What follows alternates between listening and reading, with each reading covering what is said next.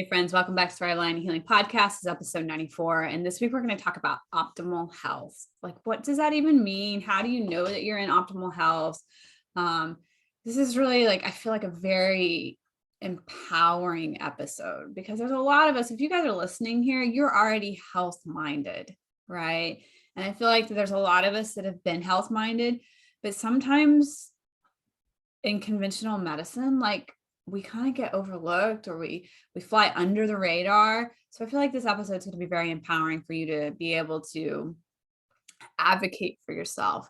So part of this episode, I have already gave Dr. Carmen my permission to talk about my case and my information because I think it's helpful. And also I always want my trials to matter. So if I can help other people with them, it feels better for me.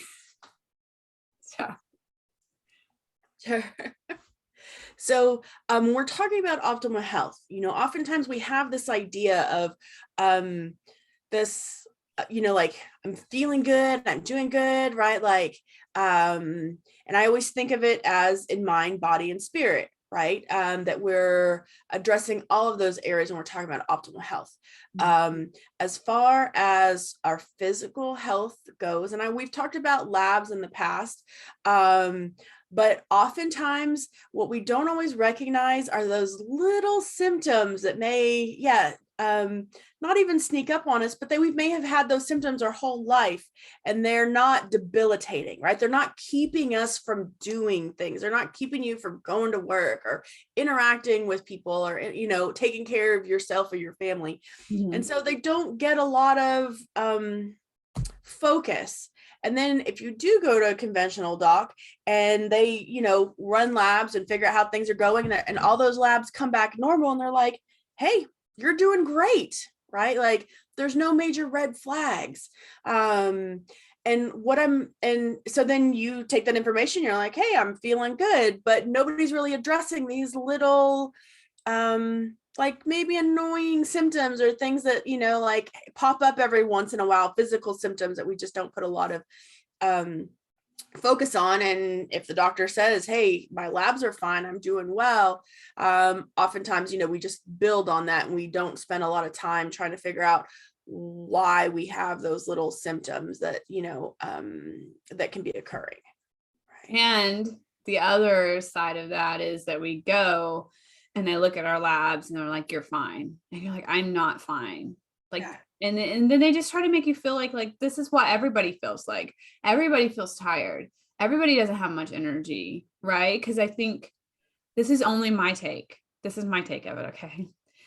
Is because I think that they're so used to people coming in that do not take care of themselves, that don't eat healthy, right? They don't exercise. So it's like, yeah, of course you're fatigued, you're tired, but it's like, no. I eat very healthy. I don't eat all this crap and I exercise. I'm not one of the average, right? There's a reason I'm not feeling this way. And you just keep going to different doctors. And then they just take some B12. Your iron's low. Yeah. And we get to a point where they're like, yeah, this is just depression. Take some antidepressants, which I was, but that was not the answer to all my health symptoms. There's a little bitterness there. Very true, though. That's the challenge is the model of conventional medicine is that they put out fires, right? So if you come in and you have something that's tangible, like high blood pressure, right? High blood sugar, those are tangible, and we can change that and chart that with numbers.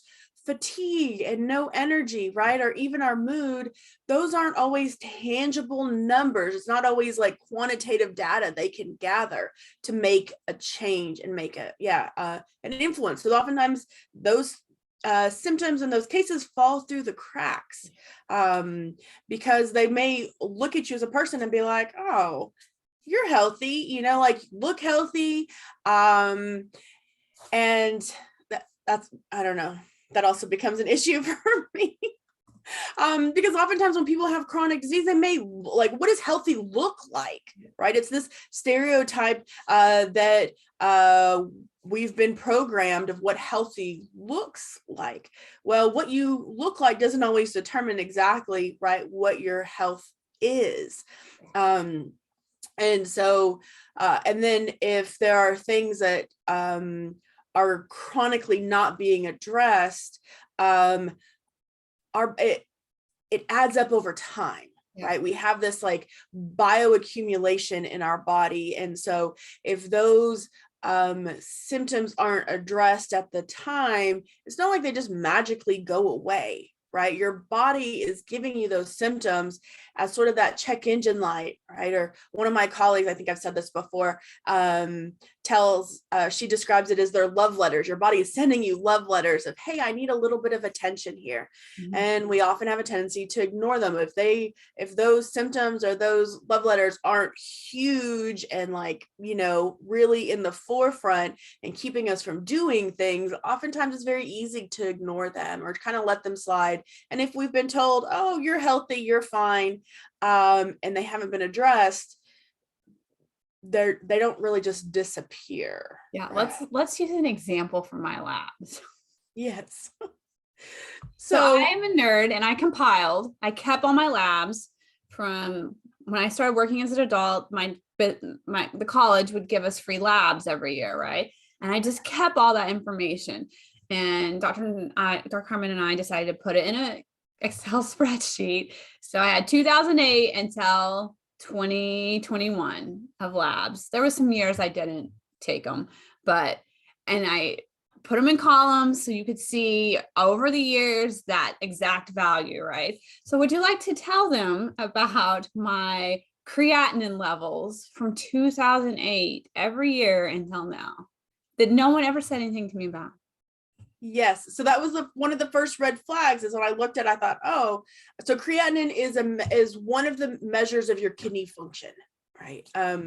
And yours was a little bit elevated. Now, let's see,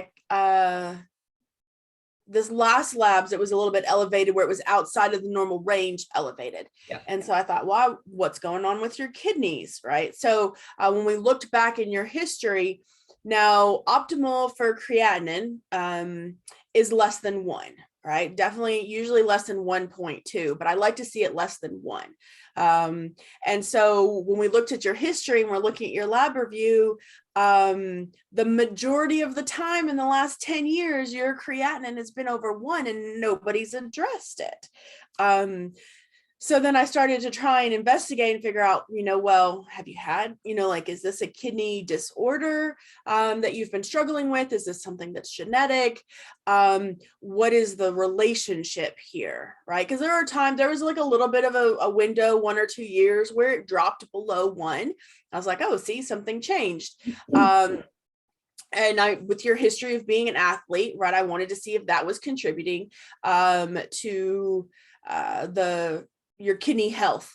And as we investigated and started looking at your other labs, and that review for the last 10 or 12 years, your white blood cells were low as well. Right. So sometimes they weren't, I think only once in that time they were frankly low, so below the normal range. But oftentimes they were well below what we would like to see as optimal. So I tried to figure out, I see how you have kind of fallen through the cracks and it's kind of, gone under the radar because technically your labs do look great, right? Like technically, you may only just this last one, I think you had one marker that was out of range where it got flagged as a high or a low, right? But all your rest of the labs weren't, right? But if we looked at them optimally, because, oftentimes that range can be very wide for some of those values, especially even for white blood cells. But if you see people like that's why I like to see patterns, right? Where, I was taught to look for patterns and to look for patterns in one's health, because that can reveal a lot of information to us. And so I started, looking at that over time and figuring out the relationship between what your immune system looks like, right? What your kidneys look like, to get a better picture of your overall health and to begin to address some of the things that have never been addressed before. When we take the time to kind of sift through those and figure out where people are, we get a lot more information and data to actually address, some of the things that have been happening in our life that have fallen through the cracks. Because you've been told, oh yeah, you're healthy. Don't worry about that, right? Or some of that comes with age, right? That's again, probably one of my biggest pet peeves. People will come to me and they'll be like, oh, my doctor said, that my labs look great, but I'm not sleeping well, like I'm just tired, I have more aches and pains. That just comes with age. And I'm like, you're 40 years old, you're 50 years old. Okay, so maybe if that did come with age, right? Why is it coming with younger and younger groups of people when, it was in the 70s and 80s and, we're having folks who are in their 90s and have, a very high quality of life who are experiencing those things. That's a very generic answer to be like, oh, this just comes with age. No, that's not necessarily true. Our body is very adaptive.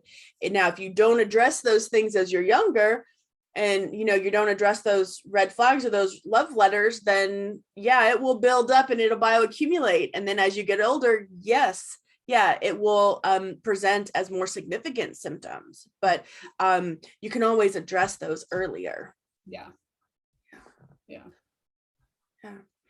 I think that one of the things that I wanted to bring up is because this is what we call sort of like that aging risk, right? Like, are we going to age well?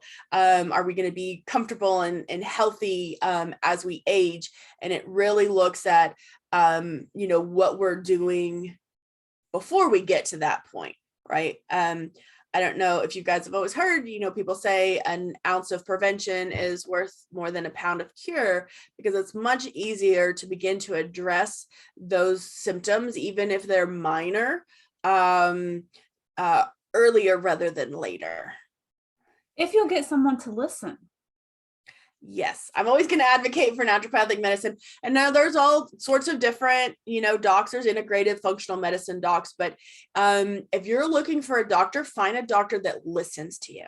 And if you feel like that doctor's not listening to you or not taking the time to help put the pieces of your puzzle together, there are other practitioners out there, and sometimes that process can be very tiring and very frustrating and irritating to find a doctor that listens to you, because unfortunately not everybody is practices the same, but I encourage you to advocate for yourself. And if you feel like you're not being heard, there are other practitioners out there. So keep looking for them. If that gut feeling says, hey, I know something is going on and I don't know how to address it, keep looking.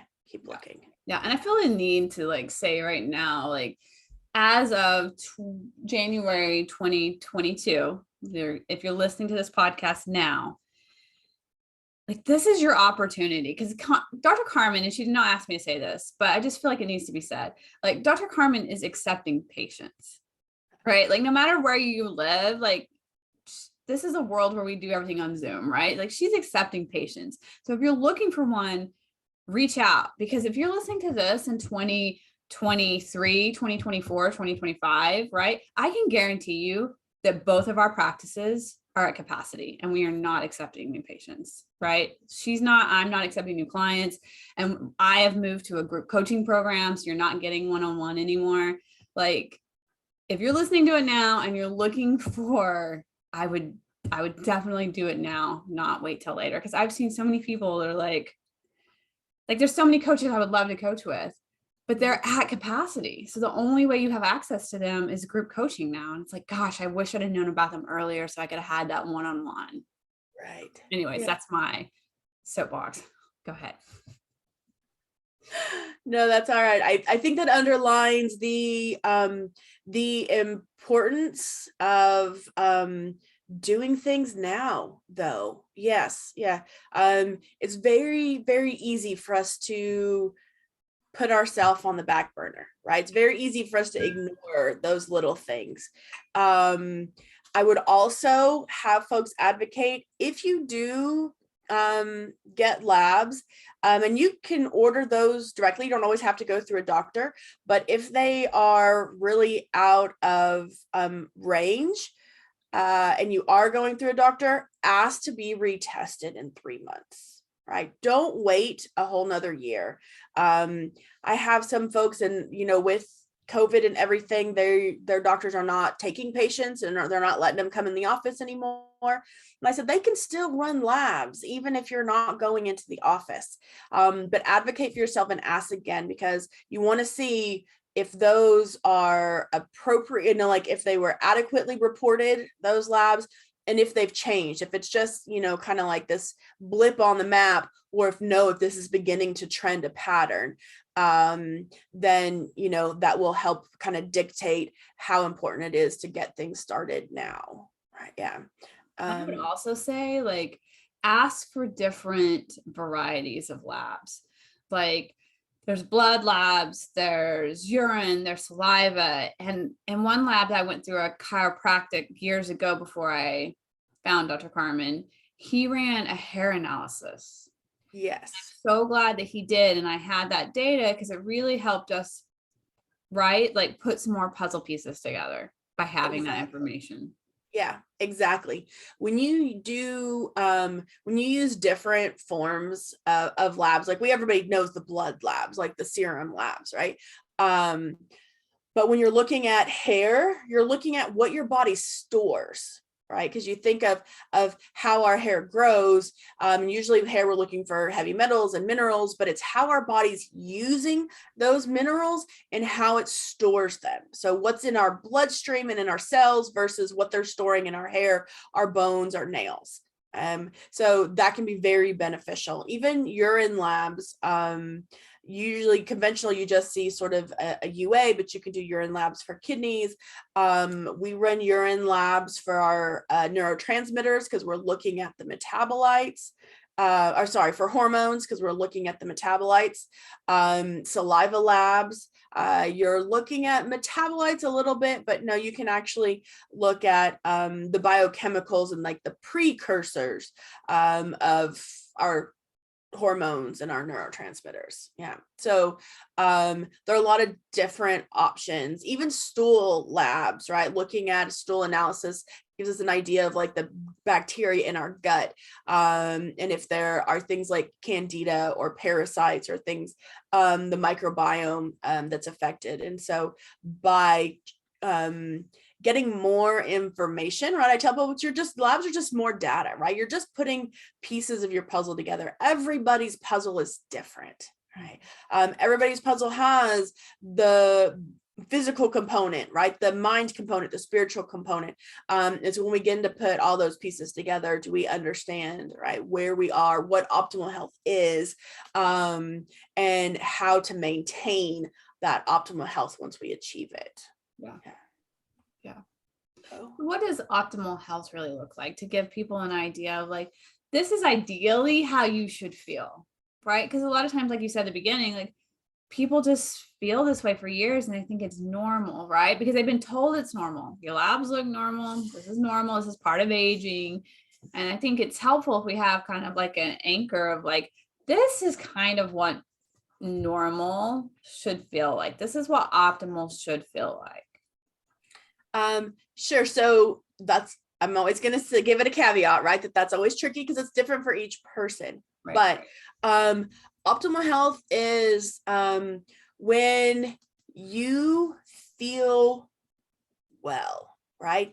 In the sense that you wake up, you have plenty of energy to get out of bed. You don't need an alarm in the morning to get out of bed, right? Okay, we'll start with sleep. You don't have trouble falling asleep, right? You sleep well, you dream and you remember your dreams. Okay. If you're remembering your dreams, you're getting REM, right? So you're hitting all those 4 phases of sleep. If you're sleeping well, your body's regenerating and healing itself. Okay. You wake up in the morning, you've got the energy without an alarm clock. You've got the energy to get out of bed, get dressed, and you're feeling like, you know what, my brain is working. I can make those decisions. I'm not just in that automated, right? Like I'm getting things done, I'm getting dressed, I'm getting school lunches packed or whatever, because you do it every day and you have to. So being able to have that energy to do maybe even different things in the morning, right? So it's teasing apart of what's automated and what is challenging or new, right? And do you have enough energy to do the challenging and new things, right? So that's one piece of it, right? Do you have enough energy to maintain through the whole day? Are you finding slumps of energy mid-afternoon, that 1 to 3 o'clock, if you're having to reach for energy drinks, caffeine, sugar, sweets to get you through that lump, you're not quite optimal health, right?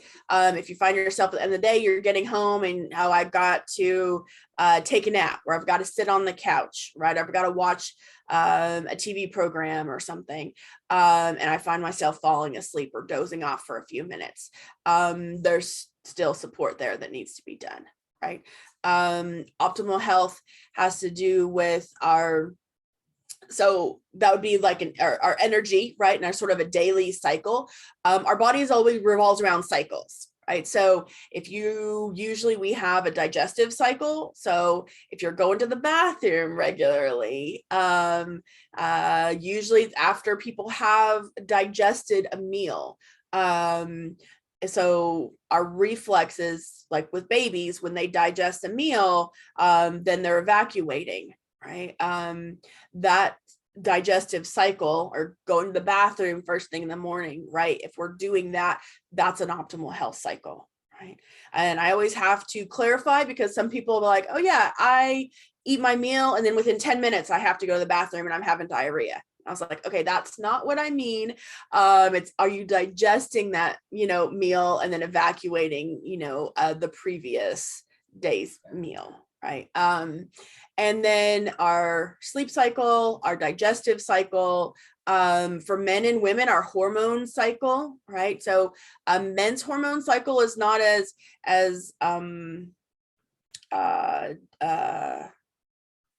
it's different than women's. It's not as, like, I guess dictated is the word I want to say, but I don't know if that puts my point across, but not maybe as stringent as a female cycle of hormones. But even if your menstrual cycle is changing, then that might be indicating that it's not optimal, right? They give us the average that cycle should be 28 to 30 days, because that's considered optimal, but also not just the timing and the regularity of it, but even your flow, right? And PMS symptoms. So we're all maybe experience PMS, but if your PMS symptoms are significant, whether that's migraines, headaches, irritability, like drastic mood changes, the really high highs and usually it's really low lows.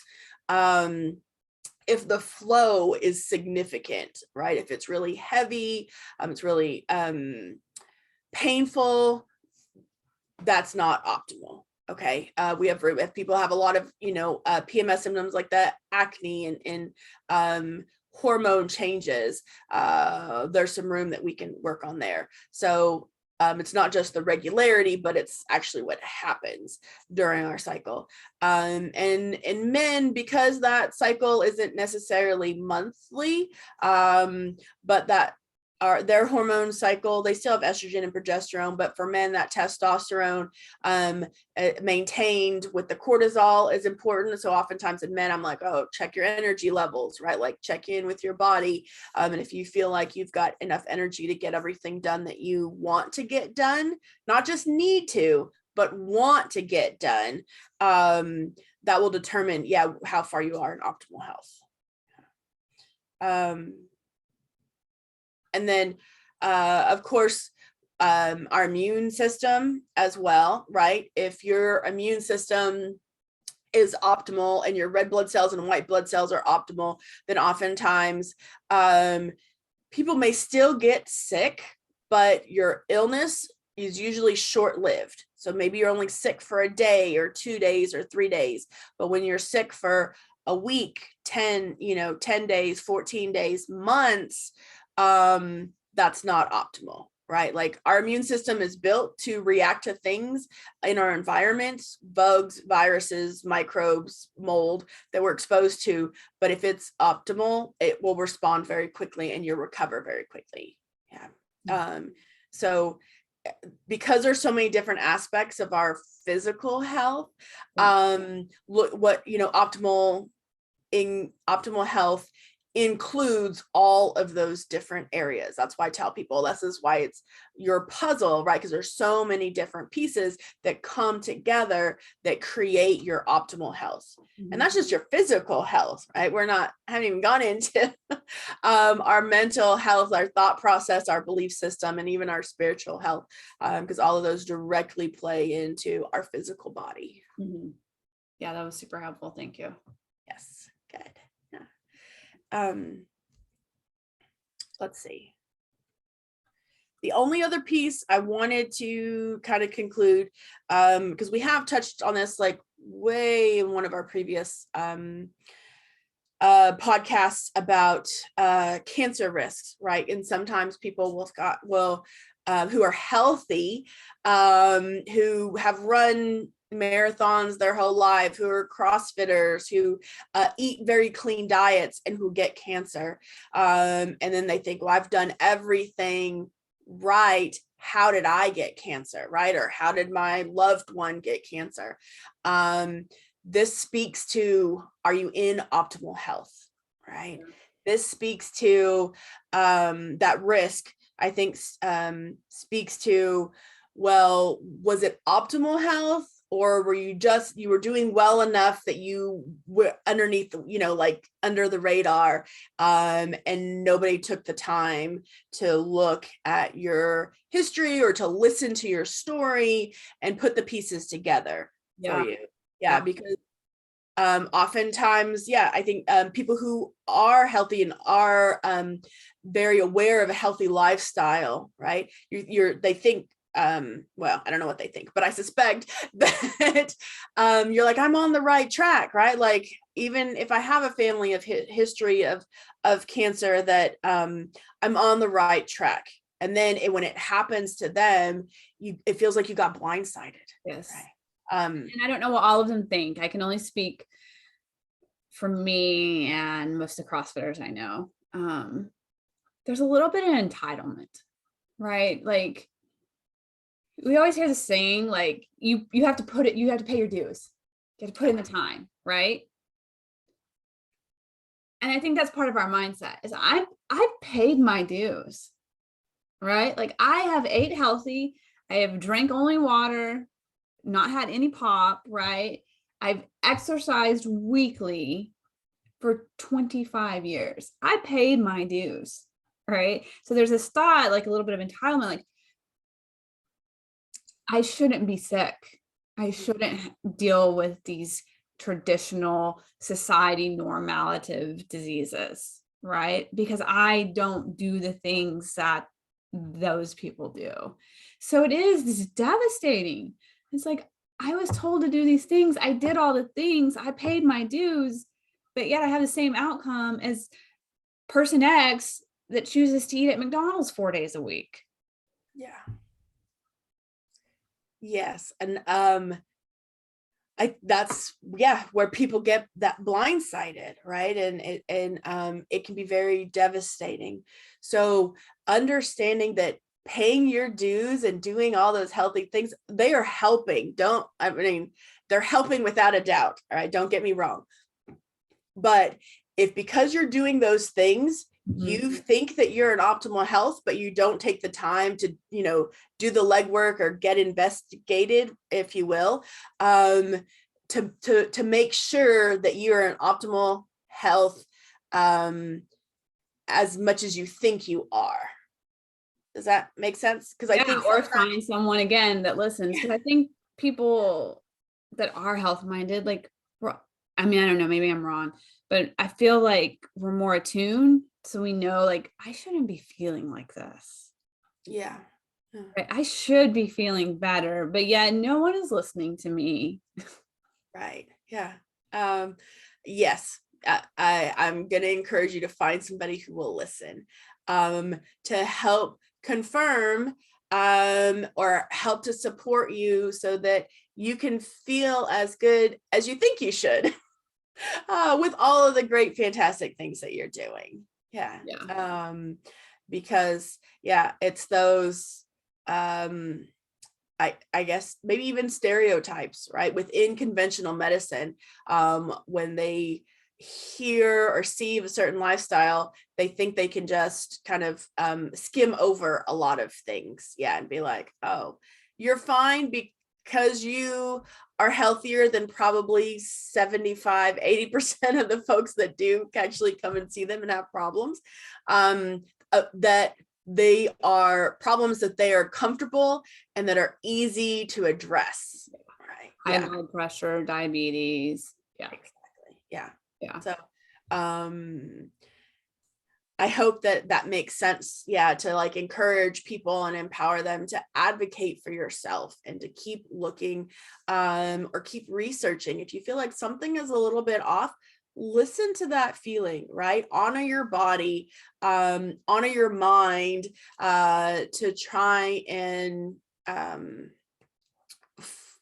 investigate more, right? Find somebody to listen to you, find somebody, who will help advocate with you, to create that optimal health in your life.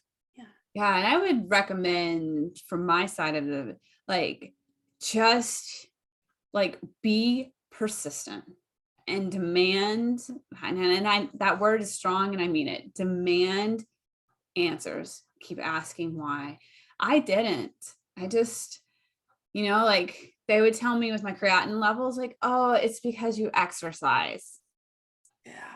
right? Mhm. 2008 until 2022. That is 19, 20, that's 14 years. Mhm. 14 years. They told me my creatinine levels were high because I exercised, Yeah. right? They would have waited. Carmen and I talked about this. They would have waited until I had hit stage, because I'm currently in stage 1 kidney. Yeah, you're kind of in between, but yeah, about one. Yeah. They would have waited until I hit whatever stage 3 and put me on dialysis to be like, oh, there was a problem. Yes.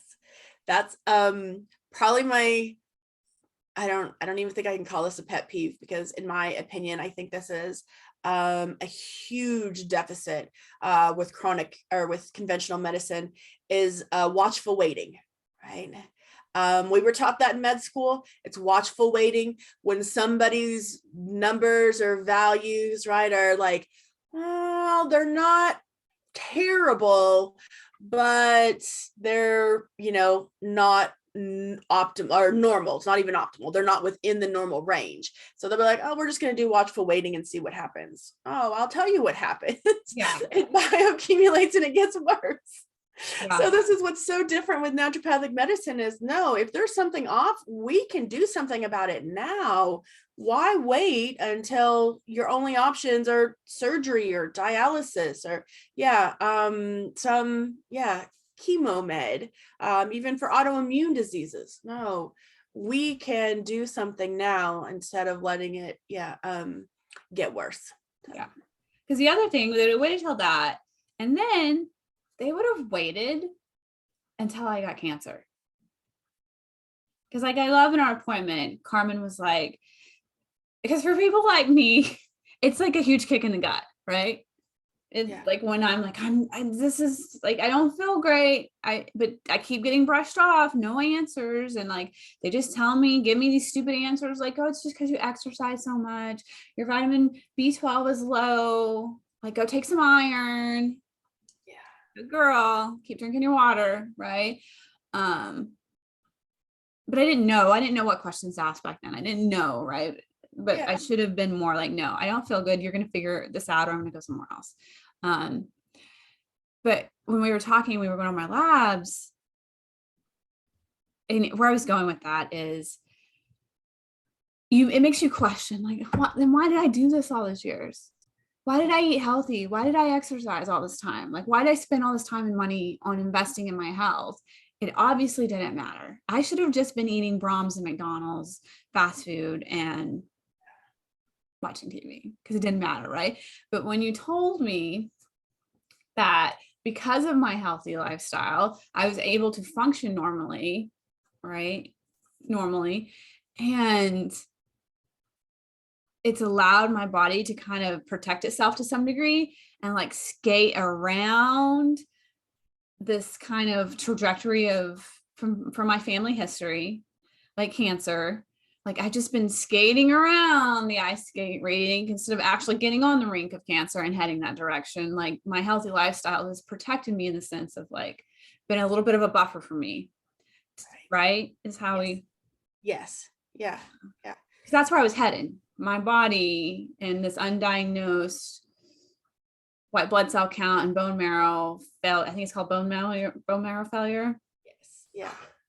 It was pushing me in the direction of eventually having a cancer diagnosis. Right. Right. Two things I want to speak to. One is it can be scary to keep asking why, keep asking those questions, right? So sometimes when you don't feel great, but you get your labs back, right? And the doc tells you, oh, everything looks great. Sometimes it can be scary to dig a little bit deeper and say, well, why don't I feel well? Right. And so that can, fear can keep us from investigating even a little bit more. But I'm hoping to, encourage you guys to just keep asking why, right? Keep asking why until you get an answer that makes sense, right? And the second point, yes.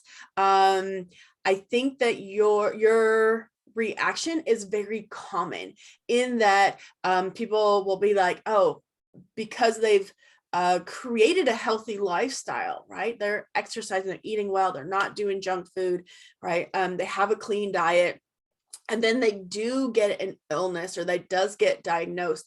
It's part of that kick in the gut, that blindsided. And I tell folks, look, this could be a lot worse, or this could have started a lot earlier in your life if you hadn't had the lifestyle that you've had, right?